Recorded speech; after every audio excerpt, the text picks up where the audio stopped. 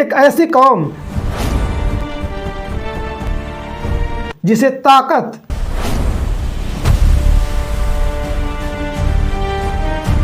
دولت،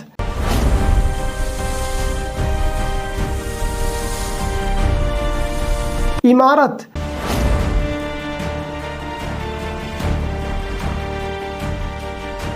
اور شہرت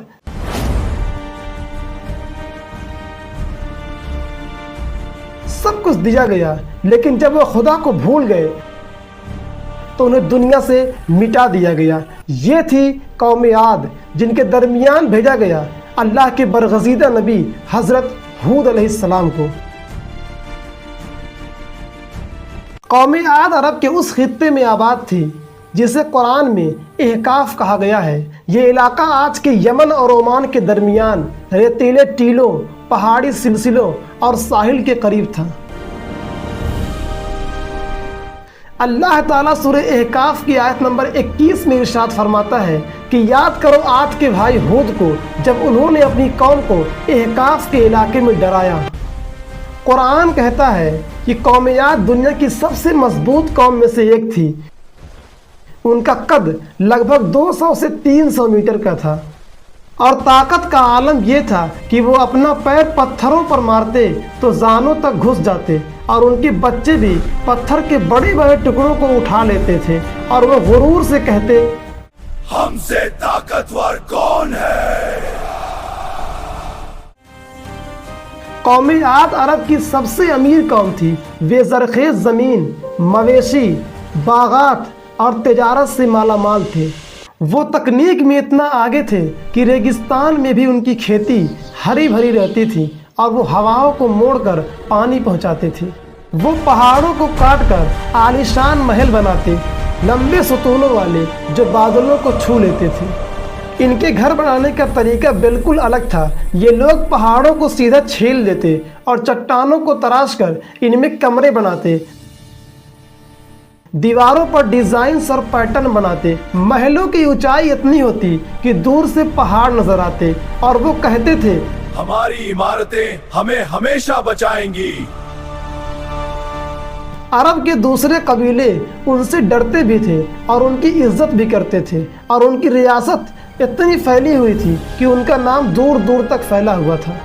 اور دوسرے قبیلے کے لوگ کہتے تھے کہ جہاں قوم عاد کھڑی ہو جائے وہاں پہاڑ بھی رک جاتے ہیں۔ ان کے قدموں کے نشان آج بھی پہاڑوں کے درمیان پائے جاتے ہیں۔ اللہ نے انہیں ہر نعمت دی تھی، لیکن ان پر گھمنڈ چھا گیا، اور وہ کہتے تھے کہ ہم صدیوں تک جئیں گے، ہم صدیوں تک رہیں گے۔ آسمان، ہوا اور بارش کو اپنا خدا ماننے لگے، پتھروں کی مورتیاں بنا کر ان کی پوجا کرتے تھے، اصل مالک کو بھول چکے تھے۔ اللہ تعالیٰ ان کی ہدایت کے لیے حضرت ہود علیہ السلام کو ان کے درمیان بھیجا۔ حضرت ہود علیہ السلام بھی اسی قوم کے تھے۔ ان کی پیدائش، بچپنا، جوانی سب قوم عاد کے درمیان گزری۔ یہ سچے، ایماندار، بہادر اور بے حد سمجھدار تھے۔ جب اللہ کا حکم آیا تو حضرت ہود علیہ السلام نے تبلیغ شروع کی اور کہا کہ اے میری قوم، اے میری قوم، صرف اللہ کی عبادت کرو، اس کے سوا کوئی عبادت کے لائق نہیں۔ تمہاری طاقت، دولت، شہرت سب کچھ اسی کی دی ہوئی ہے۔ ان کی بات سن کر لوگ ہنستے اور کہتے تم ہمیں کیا سکھاؤ گے؟ تم بھی تو ہماری طرح انسان ہو۔ حضرت ہود علیہ السلام نے انہیں خبردار کیا اور کہا اگر تم باز نہیں آؤ گے تو تم پر اللہ کا عذاب آئے گا۔ تو قوم نے کہا اگر تم سچے ہو تو عذاب لے آؤ، عذاب لے آؤ۔ ہود علیہ السلام نے صبر کے ساتھ سمجھایا اور کہا میں عذاب نہیں لاتا، اللہ مہربان ہے جو تم پر برسوں سے اپنی رحمتیں برسا رہا ہے۔ تم اس کی کیوں نافرمانی کرتے ہو؟ قوم ضد پر اڑی رہی اور پیغمبر کی بات نہ مانی تو عذاب کی نشانیاں ظاہر ہونے لگی۔ زمین خشک ہو گئی، مویشی مرنے لگے اور بارش بند ہو گئی، اور ان کی مالی حالات دن بدن بگڑتی گئی۔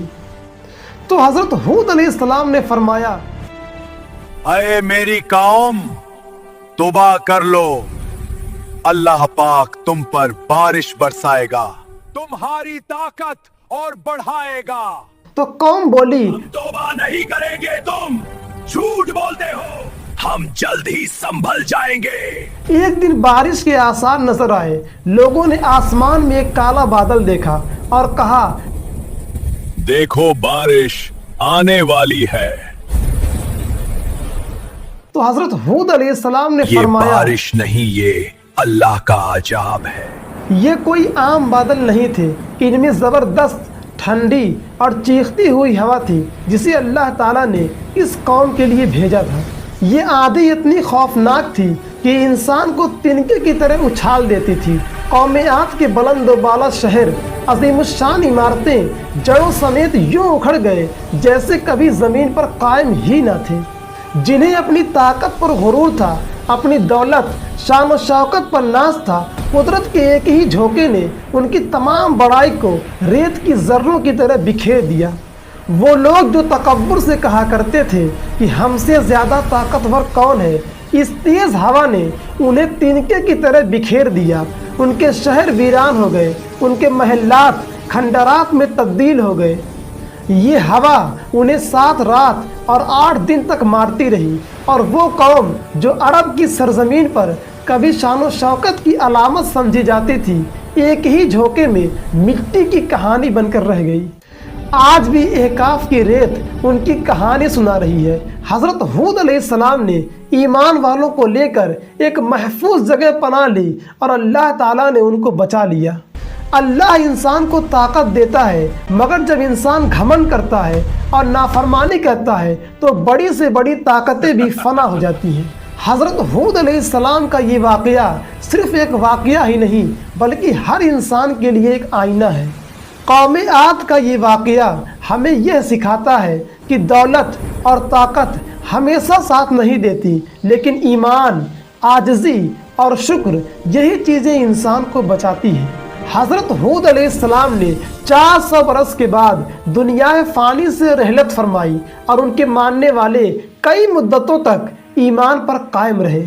अगर आपको ये वीडियो पसंद आई हो तो इसे लाइक करें और शेयर करें और मज़ीद इस्लामी वाक़यात जानने के लिए हमारे चैनल को सब्सक्राइब ज़रूर करें।